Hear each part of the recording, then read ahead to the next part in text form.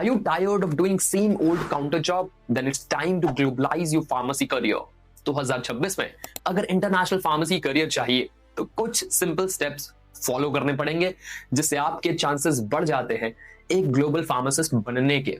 देखिए, हर स्टेप के बाद अपने अलग चैलेंजेस आते हैं, लेकिन शुरू करते हैं एक सिंपल ब्रेकडाउन से।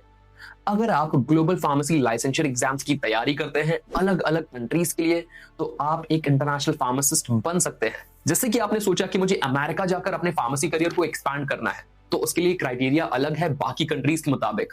अगर आप अमेरिका की ही बात करें तो पहला स्टेज आपका आता है FPGE का, फिर आता है NAPLEX का, उसके बाद MPJE का।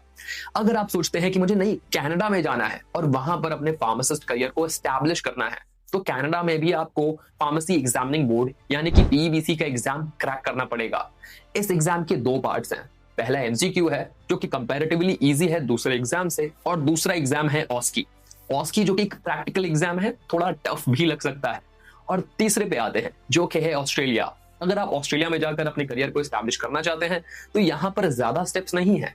एक सिंगल ऑनलाइन एग्जामिनेशन है जिसका नाम है ओपरा एग्जाम, जिसे overseas pharmacist readiness assessment exam भी कहते हैं, और इसने पुराने कैप्स एग्जाम को रिप्लेस किया है मार्च 2025 में। अगर आप ओपरा एग्जाम पास करते हैं और एक लाइसेंस्ड फार्मासिस्ट बन जाते हैं ऑस्ट्रेलिया में, तो आपको परमानेंट रेजिडेंसी भी मिल सकती है। और अगर आप सोचते हैं नहीं, मुझे तो मिडिल ईस्ट कंट्रीज में जहां पर बहुत ज्यादा अपॉर्चुनिटीज पैदा हो रही है वहां जाना है, तो दुबई आपके लिए एक बेहतरीन ऑप्शन हो सकता है, जिसके लिए आपको दुबई हेल्थ अथॉरिटी एग्जाम पास करना पड़ेगा, जिसे DHA एग्जाम भी कहते हैं।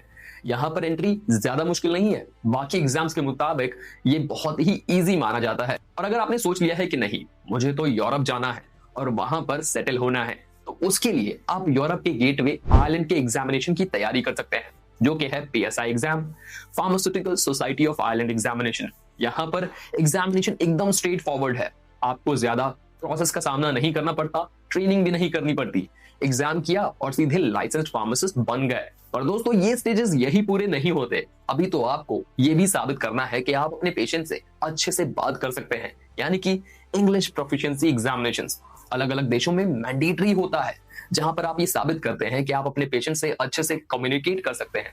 वो कैसे होगा? IELTS, OET या PT जैसे एग्जामिनेशंस में अच्छे स्कोर प्रेजेंट करके। अगर आप ये कर पाते हैं तो आपकी इंग्लिश प्रोफिशिएंसी स्किल्स को वैलिडिटी मिल जाती है। अब दोस्तों, आपने अपना लाइसेंचर एग्जाम पास किया, आपने अपने इंग्लिश प्रोफिशिएंसी एग्जाम को भी पास किया। अब बारी आती है आपके प्रैक्टिकल गैप को फिल करने की, यानी कि आपकी स्ट्रक्चर्ड ट्रेनिंग की, जो कि 1000 घंटों से लेकर 1800 घंटों तक हो सकती है, ताकि आप जिस भी देश में जा रहे हैं वहां पर वहां के एनवायरनमेंट के हिसाब से अपनी प्रैक्टिस को इवॉल्व कर सके। यहाँ पर यह बात याद रखने की जरूरत है कि अमेरिका, ऑस्ट्रेलिया और कनाडा जैसी कंट्रीज में ये ट्रेनिंग मैंडेटरी हो जाती है। और अगर ये स्टेज भी सक्सेसफुल हो जाता है तो दोस्तों, अब बात कर लेते हैं जॉब और पैसे की। एक बार आपका लाइसेंचर एग्जाम पूरा हो गया, आपको सर्टिफिकेट मिल गया, तब आपका एम्प्लॉयर आपको इनवाइट करेगा, वीजा के लिए स्पॉन्सर करेगा।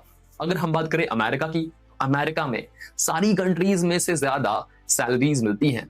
और अगर बात करें कनाडा और ऑस्ट्रेलिया की, तो कनाडा और ऑस्ट्रेलिया में वर्क लाइफ बैलेंस के साथ परमानेंट रेजिडेंसी भी मिल सकती है।